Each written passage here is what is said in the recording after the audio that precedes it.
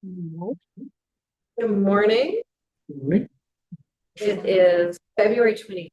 We have an audio issue. All right, somebody's logged up. No. I think it's me. Good morning. Bill, I'm getting on your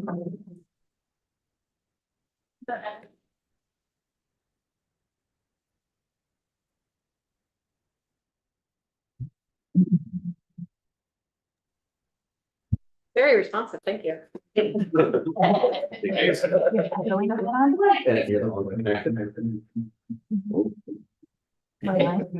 get.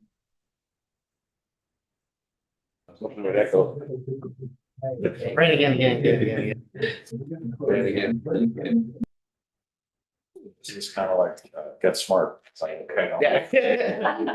Lost that. COVID silence. Sorry, Chris, any minute now.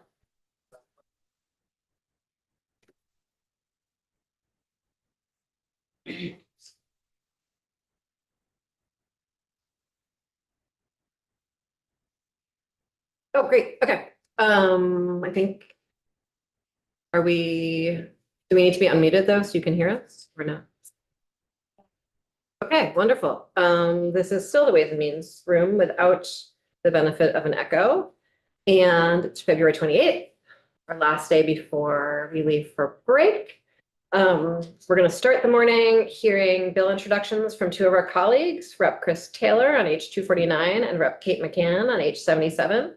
And then after the floor, we're going to come back, hear about some proposals related to pilot funds, and then get an initial look at some language that Kirby drafted for us related to expanding property classifications of the non-homestead classification. And then we have our tax workshop this afternoon. And with that, Chris, would you like to join us in the chair and tell us about H249? So for the record, my name's Representative Chris Taylor, and I have the great pleasure and extreme pressure of starting off your Friday morning here today. So hope I set you guys on the right path today. So thank you, Chair and members of the committee, for the opportunity to introduce H249. This bill proposes a straightforward but meaningful change to Vermont tax laws, allowing families who home study their children to take an annual income tax deduction of up to $1,000 per enrolled dependent to help offset qualified expenses. Qualified expenses include the cost of educational instruction, materials, equipment, software, and computer hardware required for use during the normal school day when a student is in a home study program under 16 VSA subsection 166B, whether in person or through distance learning. Home study enrollment in Vermont has historically averaged around 2,200 students per year. During the 2021 school year, that number spiked to 5,500 due to COVID-19. While enrollment has since stabilized, it remains above pre-pandemic levels, with approximately 3,100 students in the 22-23 school year. The numbers are not out for the 23-24 that I could find. While the concept of this bill is simple, the reason behind it is more complex. I have worked as a behavior interventionist in Vermont public schools for the past 8 years. I fully support strong public schools, but I also recognize that students learn in different ways and thrive in different environments. For some, home study is not just a choice, but a necessity. Families who choose to home study do not make this decision lightly. It often requires a parent to leave or stay out of the workforce, reducing household income. In today's economic climate, that sacrifice is significant. Estimates suggest homeschooling costs between $750 and $1,800 per child annually. H249 would help mitigate this financial burden and ensure families can provide the education their children need. If we truly believe in equitable education, we must support all learning paths. This bill is a step toward making education more accessible for Vermont families who choose home study. Thank you for your time and consideration. And if there's any questions.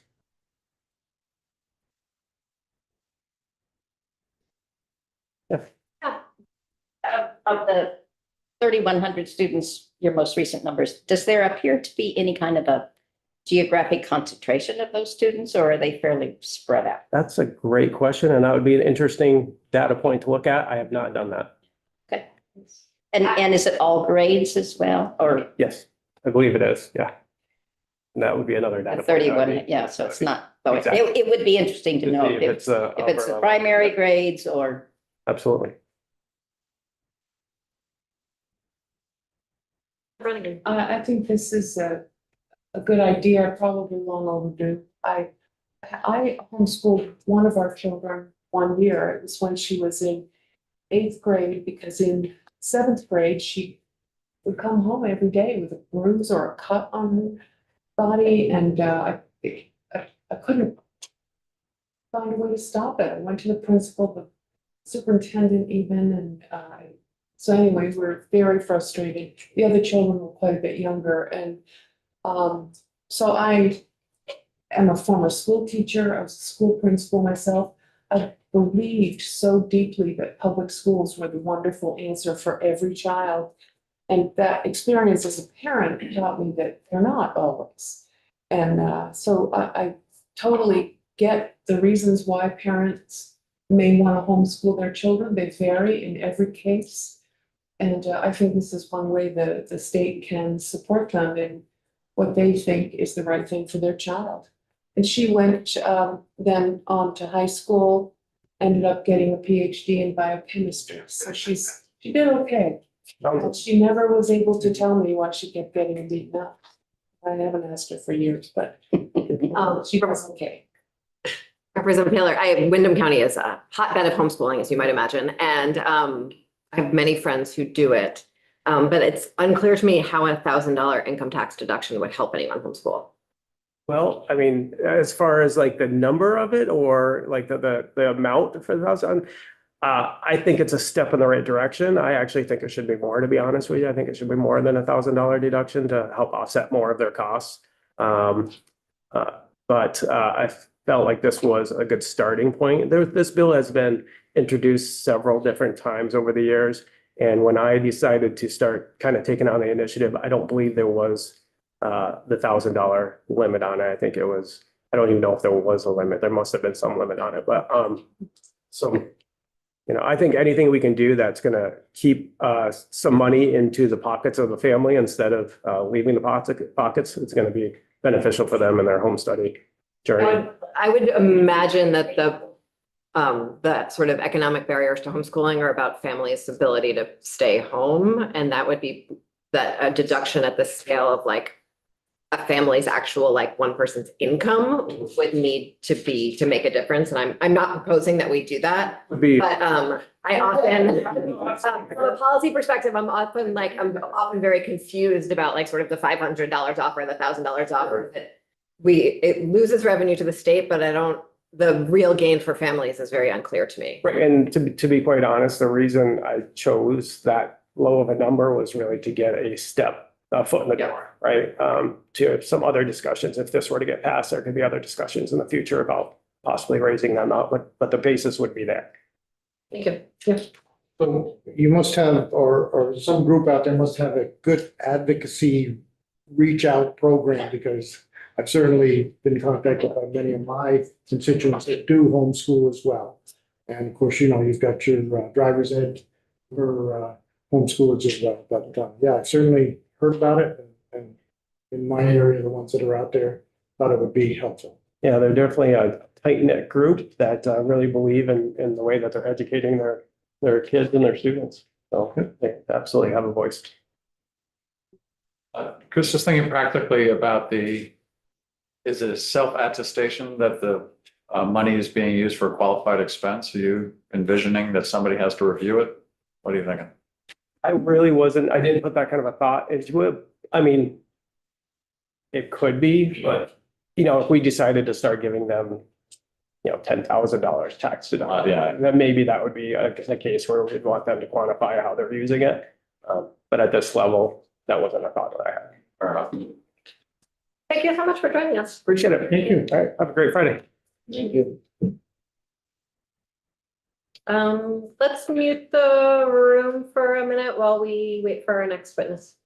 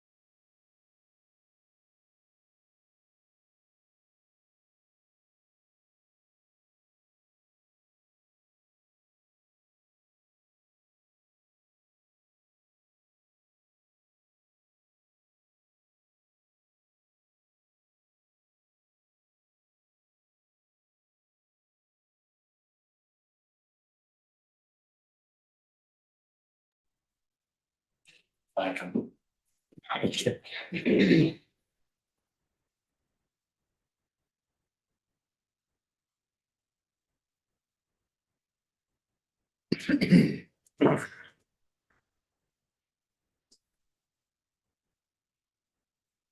Did it recover from Want to borrow my phone from my feet? No, it's sometimes it works. But it's sideways, so. Yeah, did that. So if I do this. Oh, Oh, yeah. Some, You fixing it, that's never open. like an IT win. go on. They're not like the old TVs. There we go. Shaking. Thank you, Chair. Yeah. Sorry.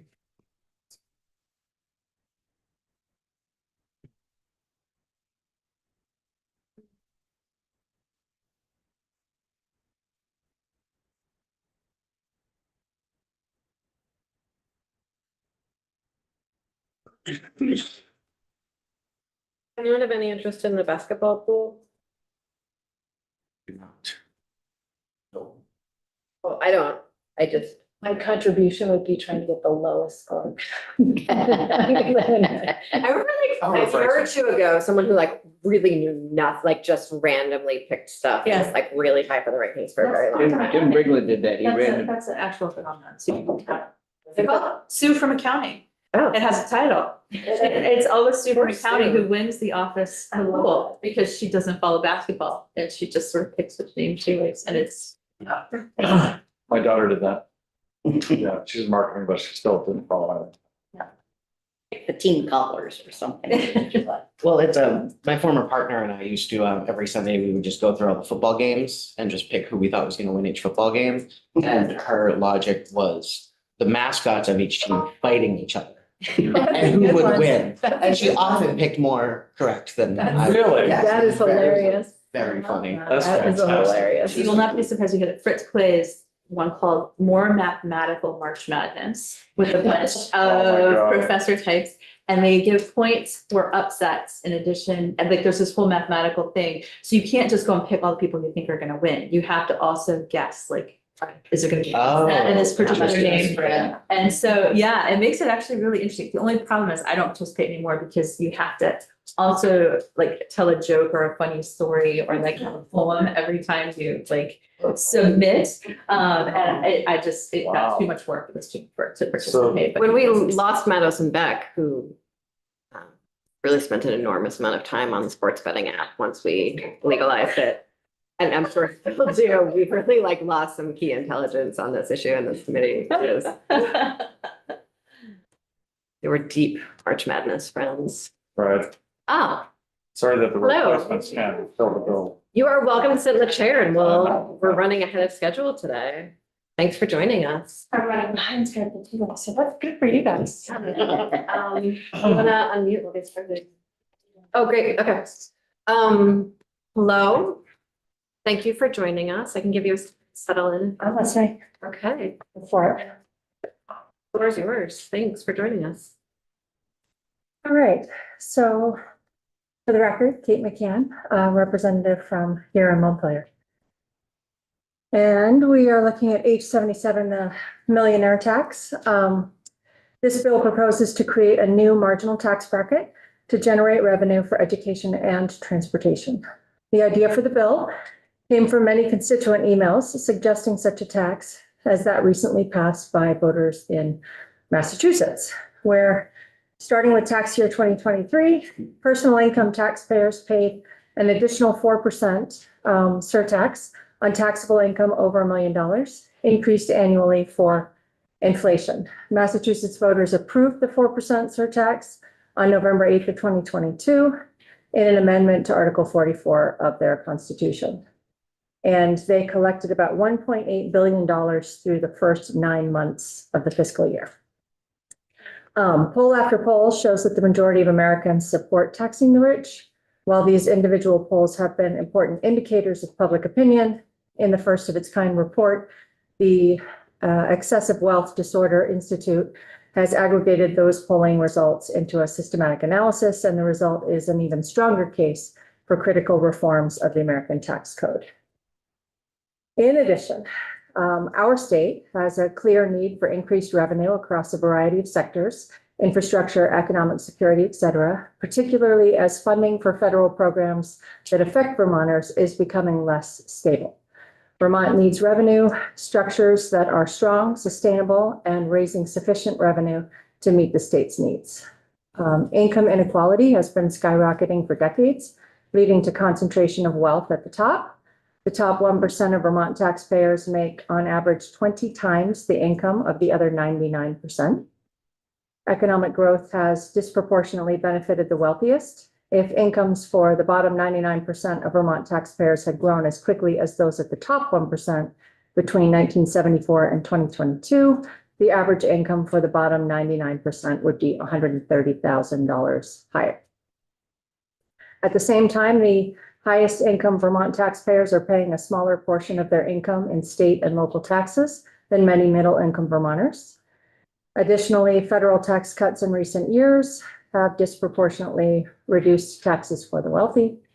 And estimates of what high income Vermonters will save on federal taxes if the Trump administration's tax plan is passed shows that the top 1% of Vermonters will save on average $54,000 a year.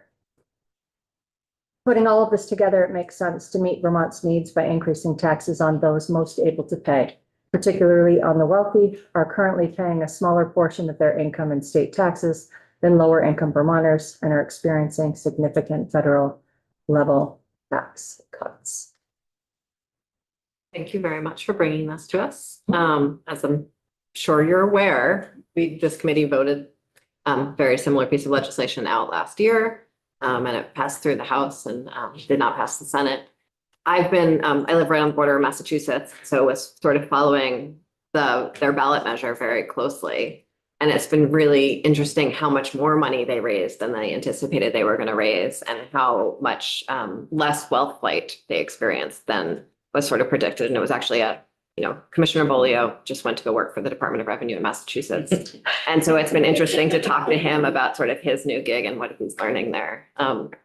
So thank you very much for bringing this. I appreciate it. Thank you. Any other question? Whoa, wait. Oh, okay. Representative Wozniak. Again, thank you for bringing this. Obviously, I think it's a great idea as a co-sponsors on this bill. Actual question is just curious. The 12.75%, is that the same number that Massachusetts used for their? I believe it is, but I'm not 100% sure. Yeah, curious. Massachusetts has a very different tax structure than we do because a lot of it's controlled in their constitution, and we are lucky to not have to deal with the constitution when making mathematical changes to our tax law. My home state did a couple things, right? I don't know if the constitutional issue is, yeah. I don't know if I'd call that right, but it's, glad they're trying to fix it. Representative, will you something? I was just thinking that, sorry, Representative McCann, it's, they have a flat tax rate at 5% and then it jumps to whatever the new one is, over $1 million. And that's $1 million in income. It's not based on wealth or based on any other assets, correct? It's just on annual income. Was there a question? Right? I was just looking for the nod, and yes, I was just Okay. trying to verify, because I would have verified it on my computer, but my computer is not working, as you know. So anyway, Thank you. Yes, Representative. Do we have have you done fiscal now or just even one yourself doesn't? So do you have any idea of what this would raise? Last year, the proposal we moved was raising around 75 million a year. Do you know in Massachusetts whether they are seeing people voting with their feet, moving to other states because they don't want to pay this tax or any? I have read that that is not happening Okay, as they thought it it might. would be helpful to know if you can find anything that we could Sure. read, that would be very helpful. Sure, Thank you. I will do that. Yeah, Representative Maslin, they've been surprised they are raising a lot more money than they anticipated because they are not seeing the wealth I light that was heard built that. in. It would Yes. just be nice to see Would be, somebody else besides us thinking that. would be, yeah. Why would you like to direct this extra income to education and transportation as opposed to just general services? Well, I know the situation that we are in for education really well because that's where I sit. And that is what they have been using it for in Massachusetts, where I drew the inspiration from. I think that we don't want to be throwing more money at a bad problem. I think we need to fix the situation around education funding first. And I'm not suggesting that this money would just get thrown into the mix, but rather used thoughtfully to support public education according to our Constitution. The transportation fund has an increasingly large A need. every year right now. I understand that. Oh, I figured you did. Tons and tons. We do. of Requests on the general fund as well, which covers everything else. Bruce. We'd actually like to put a few more things in there. Understand that too, but. Thank you so much for joining us. Really appreciate you bringing this bill. Thank you. Folks, we're going to the floor and then we'll be back here